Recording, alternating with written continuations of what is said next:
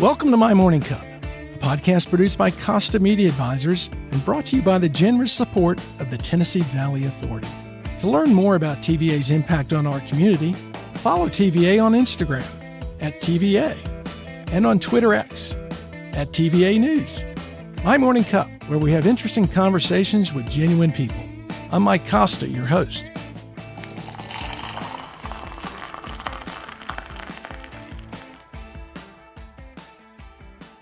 My guest this week is Hamilton County Sheriff Austin Garrett. Sheriff Garrett was elected on September 1st, 2022, and is the 60th Sheriff of Hamilton County. He credits his love of community service to his father, Austin Cowboy Garrett. You can often find Sheriff Garrett not just at most community events, but also showing off his culinary concoctions on Facebook. Austin, welcome to My Morning Cup. Before we find out what you're cooking for dinner tonight, let me ask, what's in your morning cup? Presently, it's a Venti Americana. Yeah? From Starbucks. Americana, is it a decaf or just? No, it's loaded. Yeah. Is that a regular choice? Not every day. I don't drink coffee every day, but I felt it was appropriate today. Well, it is. And I think it's required, actually. Well, to a great degree. We do get some people who I don't understand who bring in tea, but Oh, my. Yeah. So you grew up in Bryant, Alabama. Is that Sand Mountain? It is. It's 25, 30 minutes from here. It's a suburb now. Yeah, the most famous person come out of Bryant, Alabama is David Carroll. We're known for something besides potato farms. Didn't his parents own a grocery store or something in Bryant, Alabama? They did. Yeah. They owned Carroll Hardware right there by Mountain View Church of God in Bryant, Alabama. His dad was a county commissioner for many years. Really? Sure was. One of the most respected families in that community. Yeah, we'll have to, you know what? We'll have to have David on. But we're not here to talk about David. We're here to talk about you. And what I find fascinating and interesting about your career, as opposed to a lot of people we talk to on this podcast, a lot of folks weren't sure what they wanted to do growing up. And they had a lot of different jobs. They had a lot of different interests, and one thing led to another. I'm going to assume, like most law enforcement officers, you at a pretty young age wanted to be a law enforcement officer. Is that true? It is. And that inspiration is my dad, or was my dad. It drives what I do today. Pretty unique childhood, seeing my dad do the job and do it right. Yeah. Now, to kind of put a little clarification, my dad didn't do this as a profession. He worked for combustion engineering right down the street from us for almost 42 years. And he did this as a volunteer. And back in, I kind of go back to how it came about. Yeah. The Ruetan Club back in the late 60s, because our area of the county, the very large county in the state of Alabama, it would take the sheriff's office an hour sometimes to get there if there was an emergency. Wow. And the people that were at the Ruetan Club there in the community had asked my dad and a couple other gentlemen, would they consider being deputy sheriffs? And my dad agreed, along with two other gentlemen. So in 1967, Sheriff Bob Collins deputized my dad, and he was still deputized when he passed away in 2004. But in those days growing up, when I was growing up, people called our house. They didn't call the sheriff's office very often. You were 911. Yeah. I mean, I can remember there being a scanner in the house, and when there was something, an emergency happening in the community, the phone would ring at our home, and I would see my dad, leaving, pinning on a badge, putting on a pistol, and not a uniform. He left without a radio, without a partner, and would simply tell my mom to call Scottsboro and tell them that he was headed to an address to send deputies to that location. And he would go on his own. That had to be a little unnerving to see your dad leave for something that he's not sure what he's getting into. Yeah. And I mean, as a young child, you don't realize the danger. You see the hero. Right. Later in life, you realize the true hero, the true courage that took to go alone without backup, without a radio, the things that we have present day, to go do what he was asked to do for free. And I watched him throughout my life do this job the right way, treating people the right way. Yeah. And just simply helping people, because that's what he felt like he should do. So it's pretty unique. Interesting story about that is there was a burglary at the post office when he first began doing this. And he and another gentleman captured the people burglarizing the post office in Bryant.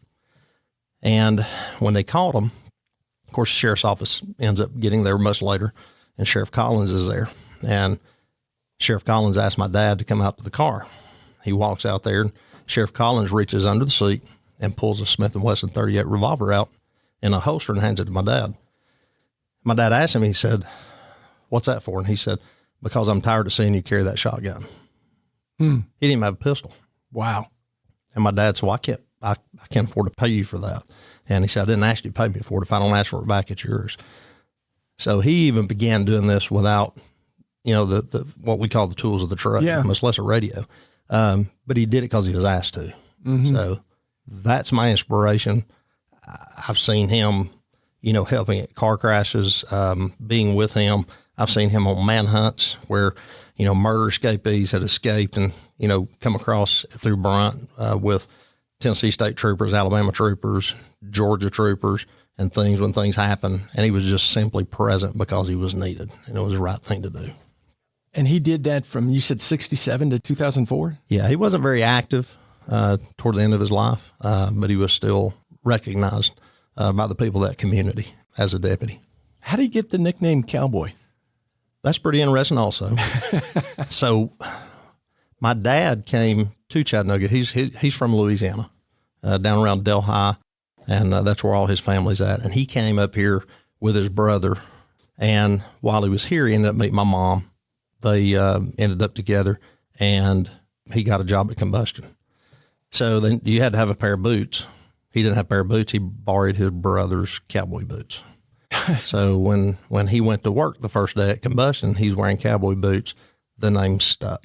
And that's practically all anybody knew him by was the name Cowboy. Isn't that interesting how one little thing like that, borrowing your brother's boots, tags you as Cowboy for the rest of your life? It is. It's a very unique story. Yeah. Well, obviously your dad had a huge influence on you growing up. You have siblings, correct? I do. Yeah. I have 2 sisters and a brother who's passed away. Okay. My brother passed away in 2016. Well, I'm sorry to hear that. Thank you. Growing up, what was it like to grow up, 25 miles outside of Chattanooga in Bryan, Alabama? Tell us a little bit about growing up, some of the jobs you had, and at that time, what you thought you wanted to pursue, or did you know at that time? No, I knew in my heart I wanted to do this. Yeah. While in school, my first job was McDonald's in Trenton, part-time. I also worked at Hardee's, and then I also worked at Taco Bell over in Kimball. Is that where your love of cooking came from? I don't know. That's my love of eating. So, but out of high school, I went to work. Most of my family are in the trades, either a member of IBEW, electrical, or Boilermakers. I ended up going to a steam fitters local and working as a helper for King Mechanical. And I'd also worked for stainless metal products in a warehouse until I was 21. And once I turned 21, I applied and went to work for the Chattanooga Police Department. But in that time, you went to Bethel University? No, that was much later in my career. Oh, that was much later? Yeah, that was later. So you got on the force. I'm curious of what that rookie year is like. Excitement. Yeah. There was constant activity going on. You love the job. It's going to be exciting regardless. But just, your rookie year is different than your final years. You learn a lot about this job over the course of your career. And you kind of refine how you do the job. But I think your inspiration, like mine with my dad, your inspiration, why do you do this, matters. Regardless if it's in your first year or me, I'm going in my 31st year. It matters on why do you do this every day. And I can define that now. There's 3 reasons I do this job. The 3 reasons I do this job and continue to do it is I believe it's the most noble profession one can choose to serve. Number 2, I believe in the men and women who choose this profession and choose to do it right. And 3, I believe Hamilton County is the greatest place to work, live, and play. Yeah. Simply. So my 30 years are refined into those 3 reasons, beginning with my dad, all the experiences I had, and today why I asked to serve as sheriff of this county are those 3 reasons. Yeah, because frankly, you could probably go anywhere at this point in your career in terms of the county you represent or the city you work in, and you choose to be here. I do. I love this area. I love the people here. And again, I love this profession. I don't know of anything else that I could do or anyone else could do that could feel more fulfilling. So I'm going to go back to your first year. So you go in probably pretty idealistic as a new recruit. And what's the reality of when you come in? Is it like you see on television and the veteran cops are giving you a hard time? Is it? Oh, very much so. Is it doing more paperwork than you ever imagined? Both. Yeah. Yeah. So yeah, you're in a mix of the old guys, kind of, I guess, welcoming you into the profession, giving you a hard time as a rookie, mostly to see if you're going to last. Yeah. See if you'll wash out. Because you need to be able to take that. You got to have thick skin to do this job. But yeah, so the veterans that were here teaching you how to do the job, some better than others, doing it for the right reason and the right way. But yeah, the first year's full of excitement. My entire career has been full of excitement. Yeah. I've been blessed. I've had opportunities that I look back on and realize that, everybody doesn't get opportunity to do, everything that I've had the opportunity to do. And what are some of those? So you started as a patrol officer? Yeah. So I started as a patrol officer in East Lake. I assisted in a case where I broke a chop shop ring on a auto theft crew and recovered 30 plus trucks between here and Huntsville. And that led to me going into the auto theft division after about 4.5 years in patrol, which was unheard of to get into auto theft at that time. I was in auto theft for just a short period of time, and then I went to the FBI task force. I was on violent crime task force. I ended up going back into auto theft, and I worked tri-state task force with counties all around Chattanooga. DeKalb County, Alabama, Jackson County, Alabama, Marion County, all the counties around, and with the National Insurance Crime Bureau. So when you say after you left auto theft, you went into the FBI task force, is that you're now working as a division of the FBI, or how does all that work? You're attached to the Bureau as a task force officer, so you have the same authority as an agent to work cases, make arrests, indict cases. And we were working violent crime, which is the Safe Street Task Force, which is narcotics, bank robbery, anything that falls under violent crime here in Chattanooga and the area. But we were out of the Chattanooga resident office. So although you were a City of Chattanooga officer, you had authority outside those bounds. Oh, yeah. And I mean, that exists today. Chattanooga and other agencies participate in task forces like that. And it's a phenomenal opportunity for detectives to go in and build relationships, but also to work with federal partners here in jurisdictions. And that happens all across the country. There are task forces set up with the marshals, with the DEA, with the ATF, with the FBI, and it gives local law enforcement kind of a force multiplier on trying to eradicate violent crime out of communities. Were you ever on the motorcycle patrol? I was. Yeah? I went through motor school in 2011. I come out of investigations in 2008 and was a patrol sergeant in the Brainerd area around Eastgate.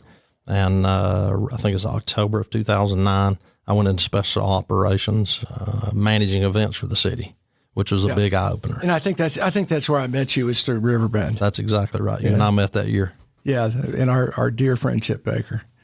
Yeah. Oh, Chip. You know, Chip's name comes up more in this podcast than anyone else's. Suspicious character. Yes, he is. I'm just going to ask you to investigate him, but yeah, I have a feeling you already are.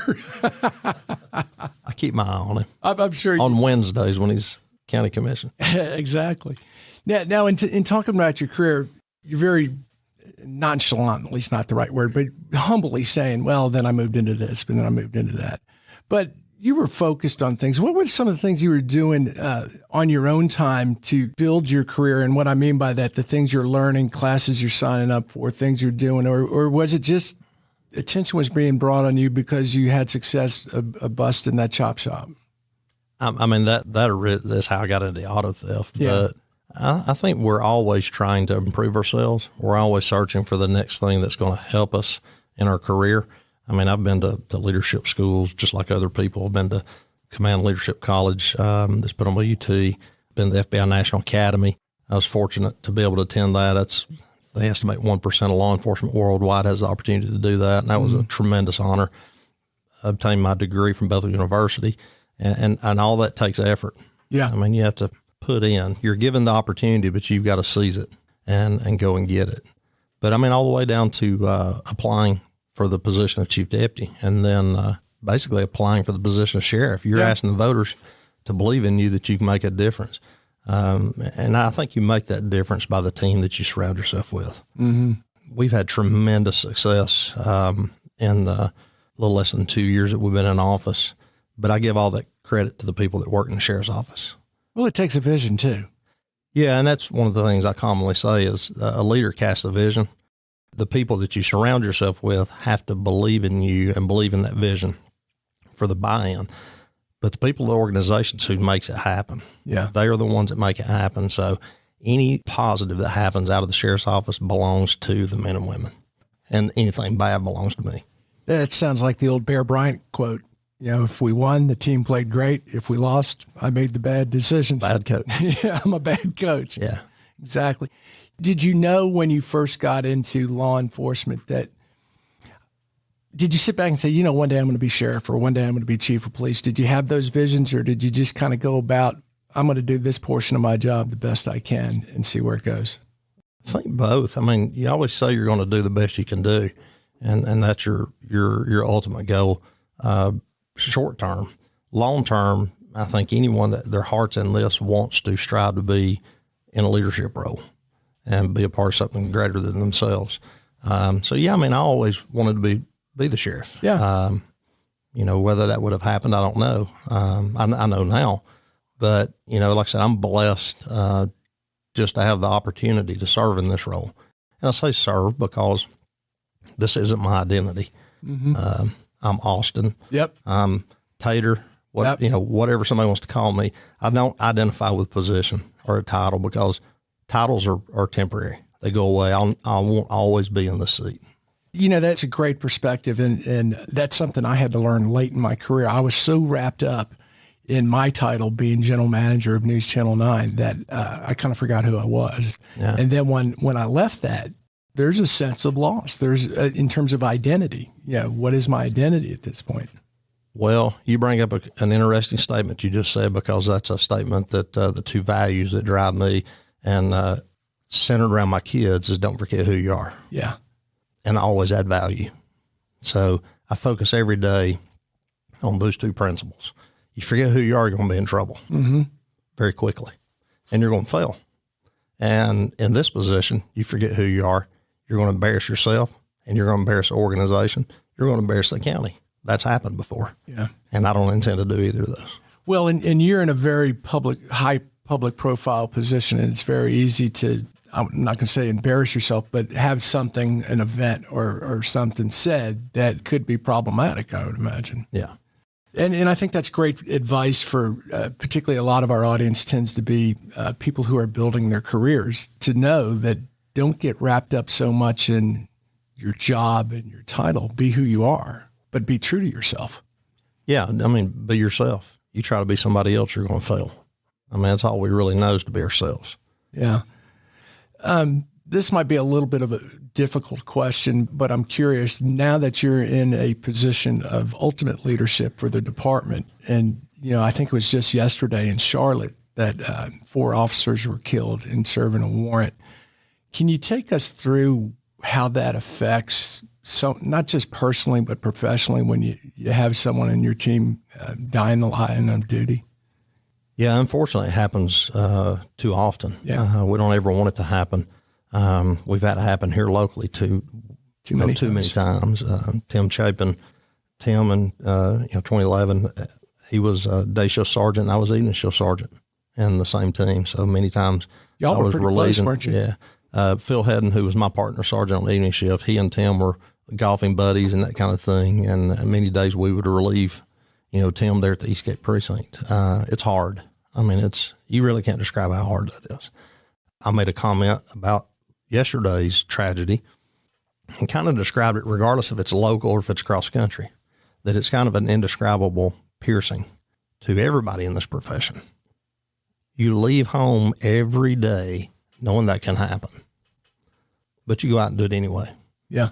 I believe my dad knew that very much. I was just thinking about that. You seeing him leave on just a phone call. Oh, yeah.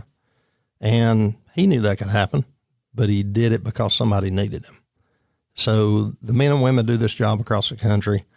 and go out risking their lives every day, regardless if it's a traffic stop, if it's executing a warrant like they were doing in Charlotte, trying to arrest someone, trying to intervene in something that's happening. They put their life on the line every single day. Now, all of us never know when our day's coming, expiration, but this job's different. Yeah. It just is. And I would imagine, and maybe you can confirm this, but it's just my thought that probably more of the incidents where you lose an officer happen on routine stops than, oh, we've got someone robbed a bank and they're holding a hostage. Well, you can never predict when that's going to happen. Yeah. It can happen in a moment's notice. It can happen in a parking lot in an interaction. It can be an ambush. It can be a person that you're just trying to arrest for a simple offense that there's more to the story. And that person knows that. Maybe they're going back to prison, those kind of things that the officer, the trooper, or the deputy does not know at the time.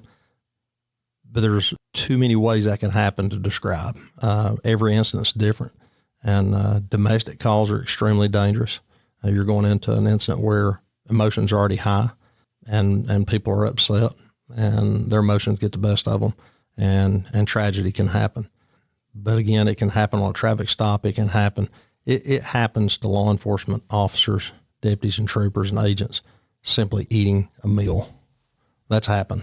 Or someone comes in just shooting. So you're always kind of in a condition yellow, knowing that anything's going on around you could be the day that you're going to lay down your life for the organization and the people that you represent. I'd imagine you're taught that situational awareness and you have it up all the time. You do.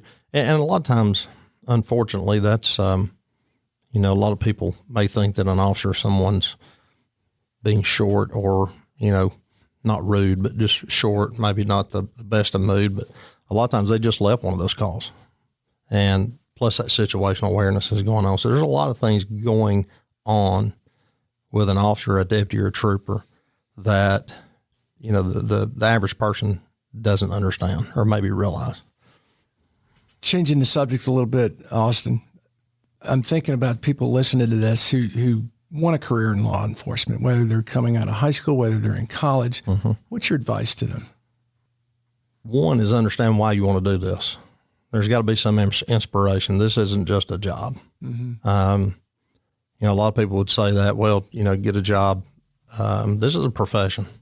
And the profession will weed out the ones that just come for a job. If you're here for a job, you're in it for the wrong reason. But those that truly are looking to get in this career, find somebody that you go to church with, that's your neighbor.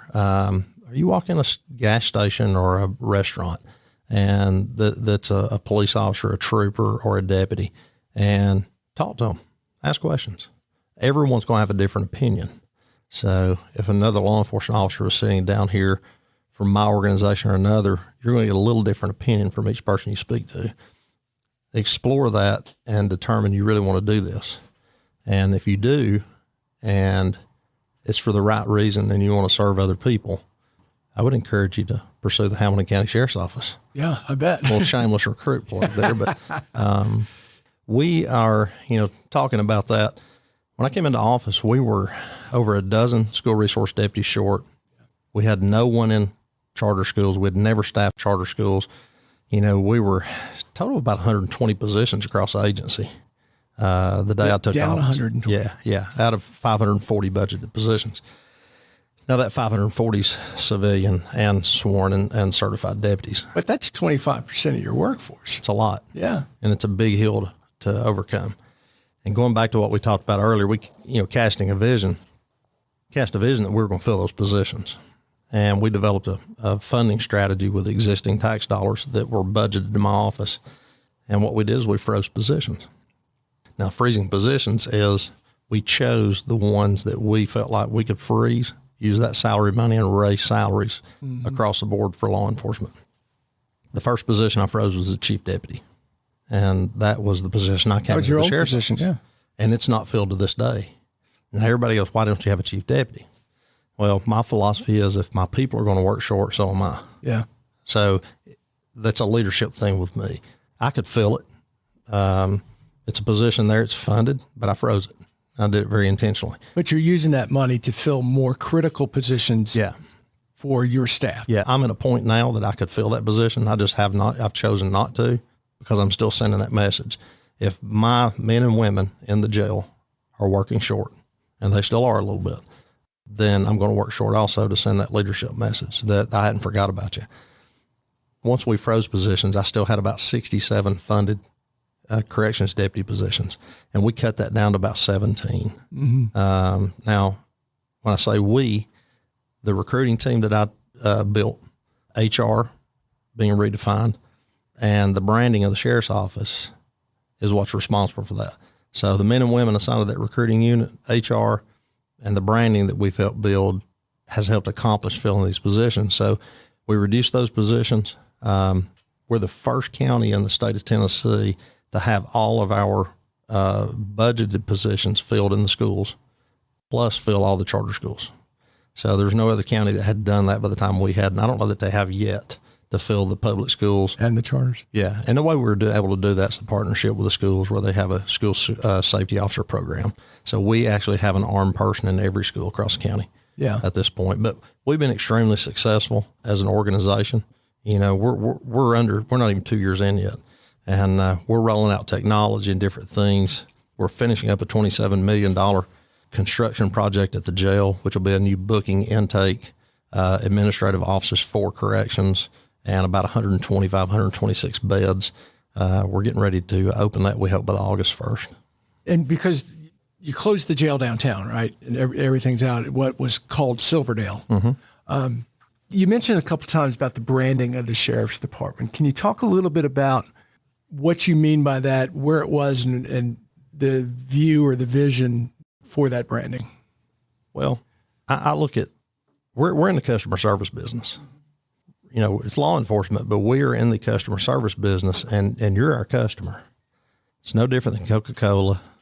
It's no different than Chick-fil-A versus another fast food place. Where are you going to pick? It's branding. It's the quality of the product that you're providing and the customer service. So that branding change is taking a real focus on customer service and professionalism. The brand wasn't bad. We've just improved it. And we hear that every day across the state and across the region. We're being noticed. Our recruiting unit presented in Las Vegas at a conference. They were published in a written article in Sheriff and Deputy magazine on the improvements that we've done. Other agencies are starting to look at us to see what we're doing.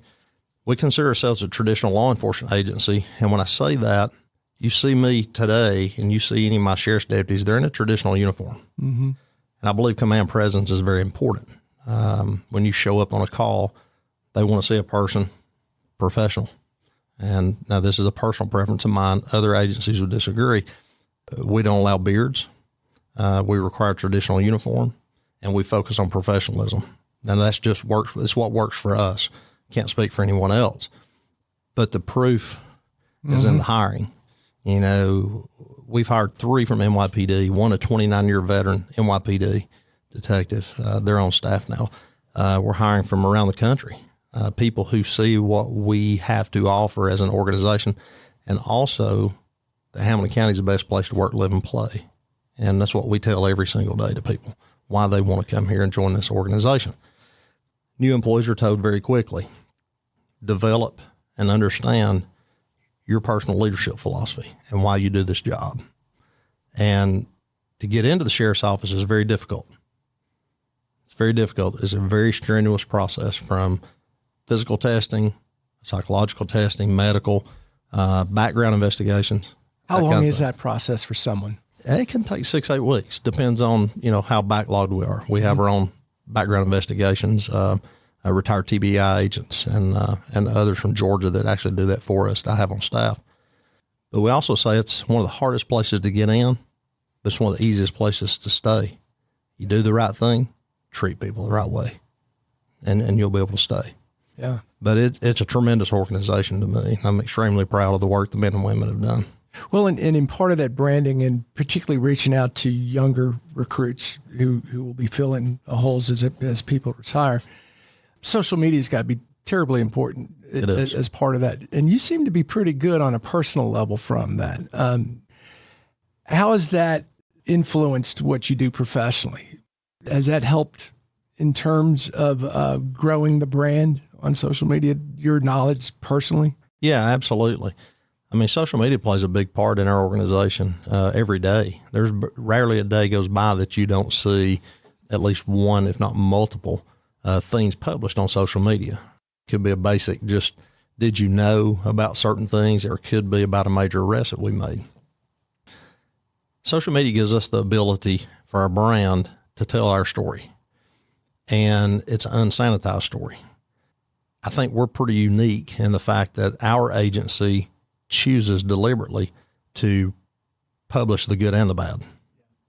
So the good and the bad that happens gets published. If it's a press release, it goes out on social media as well, not just to the media to, select a story for the day, because there's a lot of stories to go out. They're going to select them. I choose and give the vision to my staff, public relations office, to put the good and the bad out. And if there's something bad that happens in our organization, we're going to tell the story. We're going to be transparent about it. We believe in that transparency, and that's what builds trust. Yeah. So we're going to tell that, and our public relations office does a phenomenal job 24/7. They just don't work bankers hours. They're woke up in the middle of the night, just like we are. If we have something critical happening around the county and it's 2:00 in the morning, they're woke up either working from home or coming to the scene.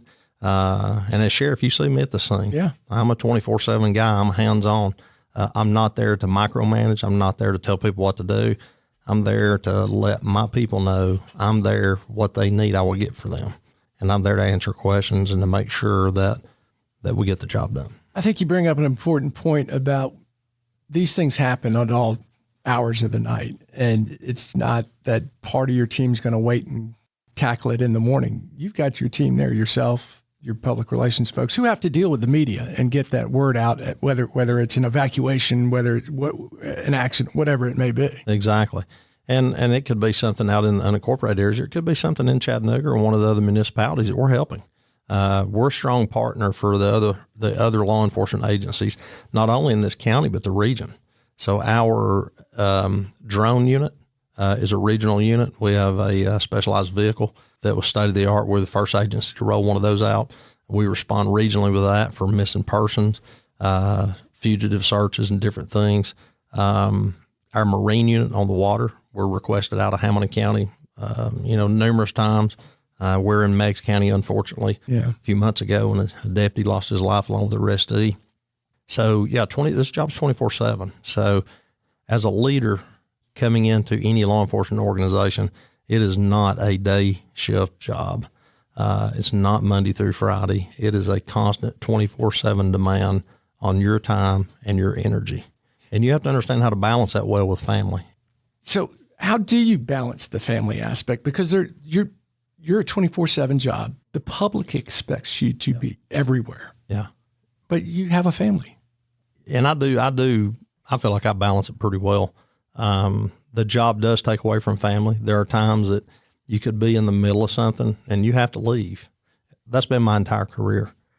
So you have to understand and maximize your time, planning for time away. The two biggest ways that I do that is I take a trip.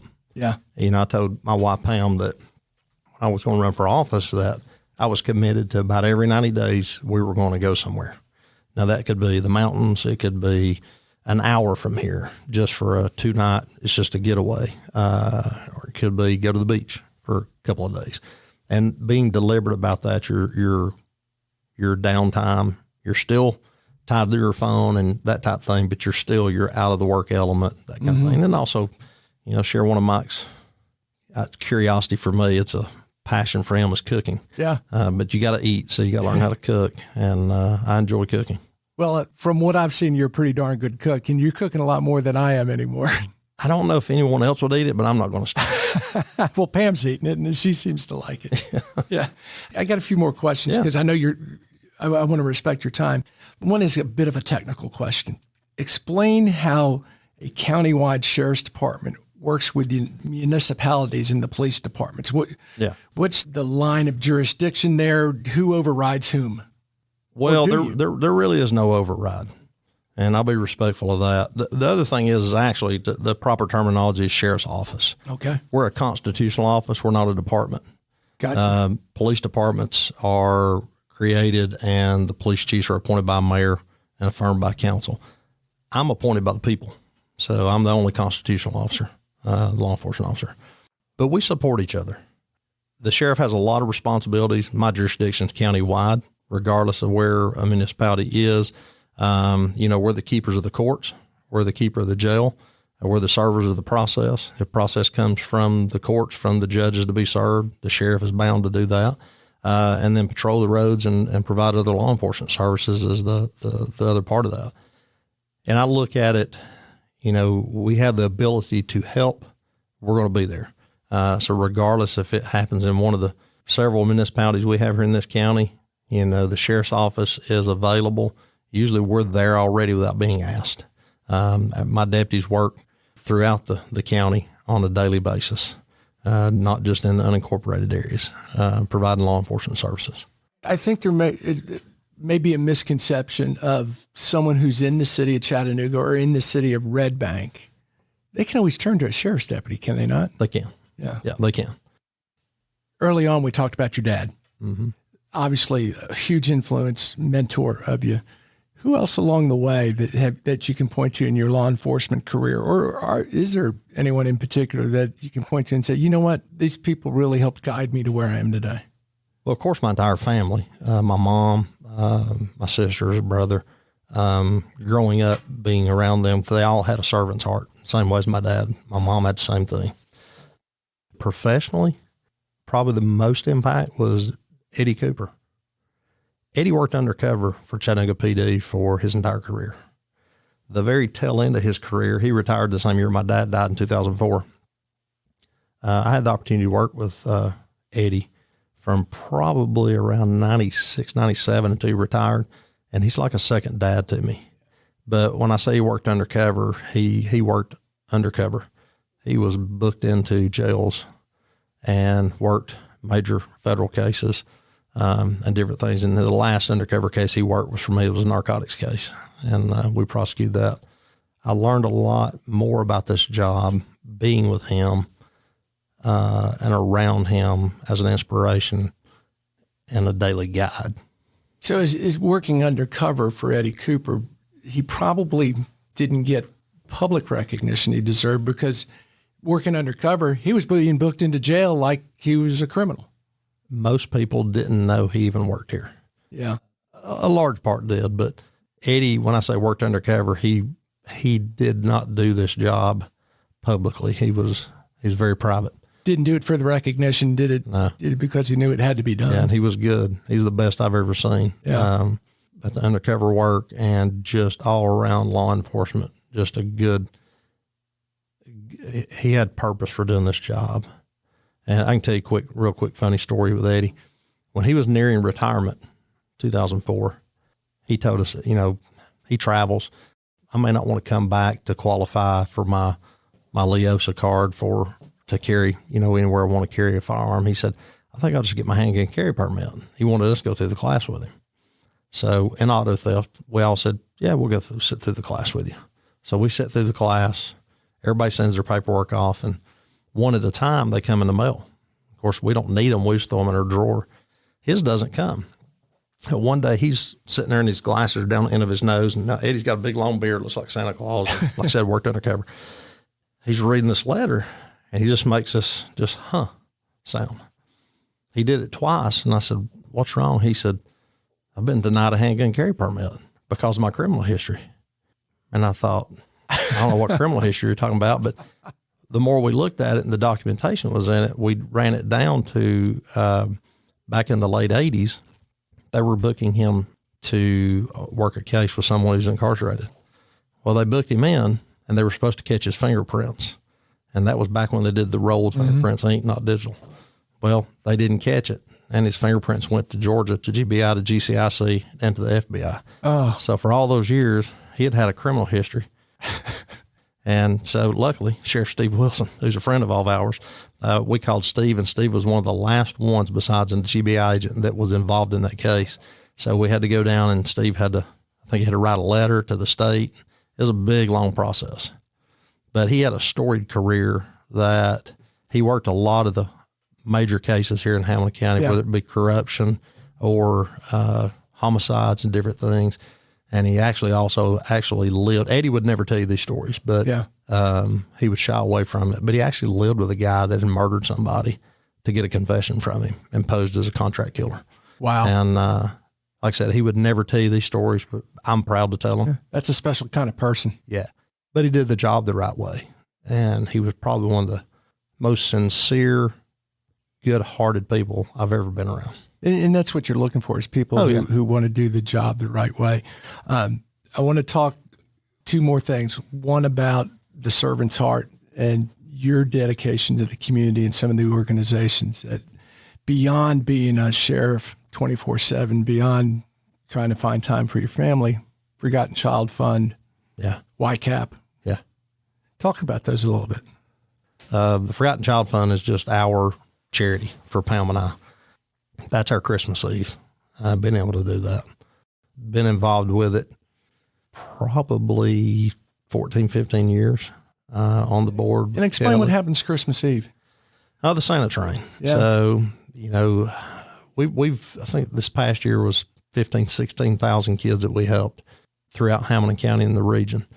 Kids that would not have gotten a Christmas. And all of that's done through volunteers. And the Forgotten Child Fund was established by Johnny Wright and his partner. And they created this after a simple act of kindness, after responding to a call with the Chattanooga Police Department. And Johnny was a motor officer downtown. That grew into a charity that, like I said, today serves over 15,000 kids from that one single act of kindness. He was doing it for the right reason. He expanded out. Now we're part of the Coach for Kids, phenomenal organization. They partner with the Forgotten Child Fund to provide coats, scarves, and gloves for kids. But for the month of December, we're packing all those orders with volunteers and that type of thing. And then Christmas Eve, it culminates with the Santa train. So anywhere from 5 to 8 families, they're hand selected by the board, get a visit from the Santa train. It could be an eighth of a mile, quarter mile long. Santa Claus is in a limousine. Every house gets a couple of boxes full of toys that are about 6 foot tall. Every kid gets a bicycle. Food's given. Gift cards are given for food, that type of thing, to the needy family, the most neediest cases. And it makes you feel really good. How does the average person get involved with that? How can they support it? Go to the website for the Forgotten Child Fund here locally and make a phone call. You want to sign up as a volunteer and come join us. We'll take all the help we can get. And that organization is ran by law enforcement, firefighters, EMS. There's no one paid. The entire organization serves all of those people, all of those children, through volunteers and philanthropy. And that says a lot about why this is the greatest place to work, live, and play. And touch a little bit on YCAP, why you were involved with YCAP. I got involved with YCAP because of the Guns and Hoses, and then was asked to serve on their board after helping with the Guns and Hoses. Phenomenal organization, working with kids who are at risk around the county. Kids can learn to box.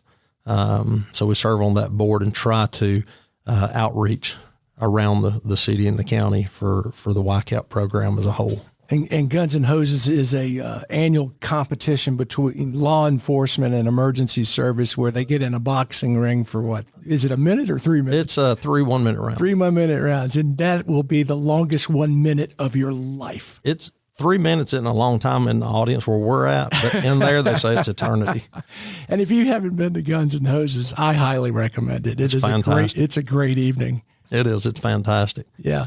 And before I get to the last question, I need to remind our listeners who makes this all possible, and that's the Tennessee Valley Authority. I want to thank them for sponsoring my morning cup. Follow TVA on social media. We were just talking about social media. To learn more about its multifaceted mission of service, and visit TVA.com/do good here to explore exciting TVA career opportunities. Austin, you've had a tremendous career, and you still got a long one ahead of you because you're a young guy. Yeah. And I really love hearing about, the mentorship that your dad provided and what an influence he has. But what would you tell your 25-year-old self is important for a happy life? Balance. Something I didn't have early on in my career. Family, work. This job tends to absorb itself into you. I would say slow down. You can't save the world. When you're that rookie year, you think you can. Yeah. Balance. Families first. Career second. And the career is going to be here. It was here before you.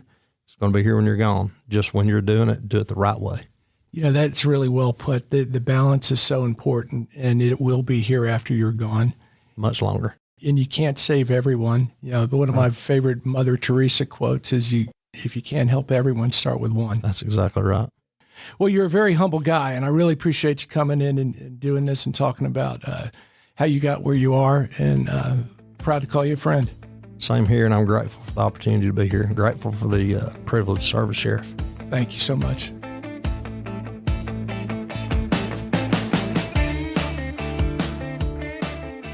Thanks for listening to My Morning Cup, a podcast by Constant Media Advisors. If you liked this episode, please share it with a friend. I release a new episode each week, so be sure to subscribe on Spotify, Apple, Google, or wherever you listen to podcasts.